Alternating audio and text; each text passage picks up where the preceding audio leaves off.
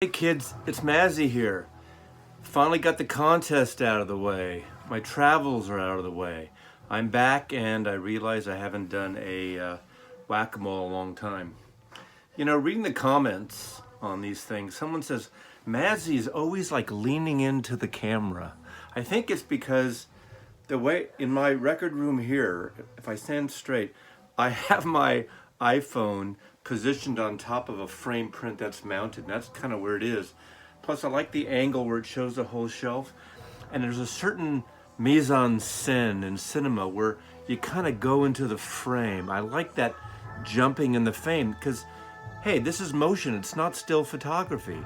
So let's use the frame in all the angles. It's my education in broadcasting and cinema and all that kind of the mise en scène of the frame and setting up a frame and foreground backgrounds, and you don't give a shit.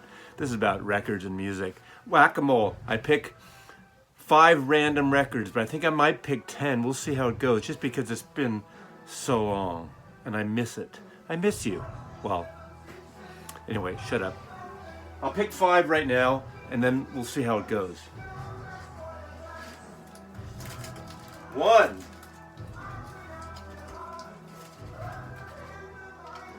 2,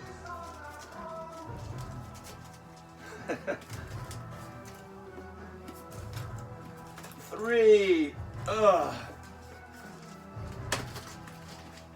4, 5,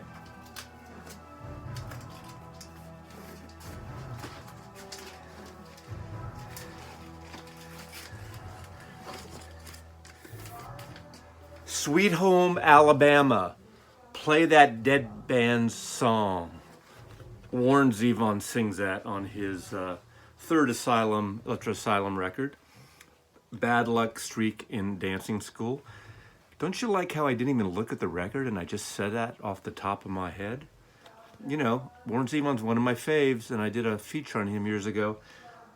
This album, I remember right when it came out, I was slightly disappointed with, but now it's one of my, well, for years, it's been one of my favorites of his. I love that cover photograph. I love his wry sense of humor. You know, I'm not a gun fan, but whatever. And what's great about this, he has these classical interludes, and I've said this before in some other of these. He writes and arranges. He writes his own orchestration, and he knew Aaron Copland, and who is a classical composer, very American composer, and Warren Zevon's orchestration is very influenced by Aaron Copland. But Bad Luck Streak in Dancing School, produced by Warren Zevon and Greg Ladany.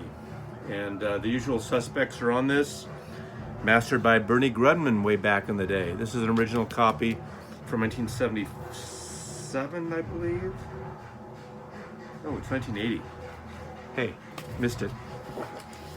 Okay, next. Woman, do you love me? Woman, do you need a da da da da da da? Now, Woman was written by Bernard Webb, especially for Peter and Gordon. Bernard Webb was a pseudonym for Paul McCartney. So, Woman was written by Paul McCartney for Peter and Gordon, not to be confused with the song That Woman that John Lennon wrote on his last and final Double Fantasy album. Different song. Beautiful song. Again, Peter and Gordon, Peter Asher. Peter Asher was, Peter Asher's sister, Jane Asher, was Paul McCartney's girlfriend. And in the early days, when the Beatles moved to London from Liverpool, Paul lived in the attic of the Asher's home and was dating Jane Asher, who was an actor. She's still an actor in the British theater and been on some British TV shows over the years. They've long split up, but Peter Asher, you know, from Peter and Gordon.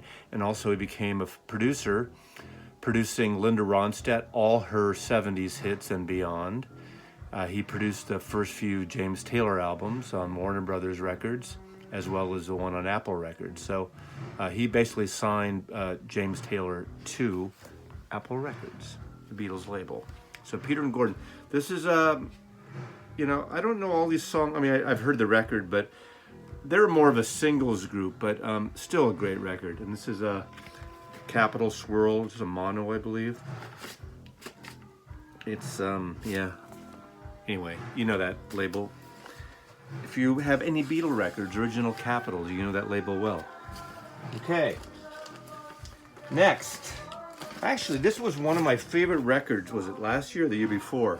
Dan Auerbach, you know him from half of the Black Keys. Great record. Unlike the Black Keys, this is more, rather than sort of a bluesy R&B rockin' album, this is a very, reminds me of like 70s California summer record. Really upbeat, fun record. That great single, was it Shine On Me and Waiting on a Song? But it's really a great record. Recorded at his studio in Nashville. One of my favorites of recent years, but just a real feel-good summer type of album. 2017, so 2 years ago. There we go. And you know there's a great new Black Keys record. Okay. The Flying Burrito Brothers. Their first album, Flying Burrito Brothers. The Gilded Palace of Sin. I actually saw them play at Altamont, the only time I saw them, and that's when Graham Parsons got in a helicopter with the Stones and never played with the Burritos again. So long, Burritos. This is a great record. Early, you know, forefront of country rock, obviously after Sweetheart of the Rodeo by the Byrds. And then later Graham Parsons did a solo, Grievous Angel. And it's ironic that this photograph was taken at Joshua Tree, one of Graham Parsons' favorite places. And when he died, he had an agreement with his roadie to steal his coffin, or take his coffin, and burn his body at Joshua Tree, which his roadie did. Stole it from the airport in Los Angeles in those days. We talked about this, I think, they're wearing, it's called the Nudie suits. There's a guy named Nudie, and I believe he was in LA, used to design these suits for country western stars like Porter Wagner and other people, but those are Nudie suits. There you go. So, great record. One of my favorite records. Very favorite records. And number 5, it's a promo copy album I have of the Replacements, Tim, when they were on Sire Records, I believe. Yep. Sire Records. This was, what, 1985. You know, the Minneapolis band, The Replacements? Well, there you go. So, maybe I'm just going to do 5 now. You know, as the Beatles did. Leave the audience wanting more. Don't, wear out your welcome. I know I make too many videos.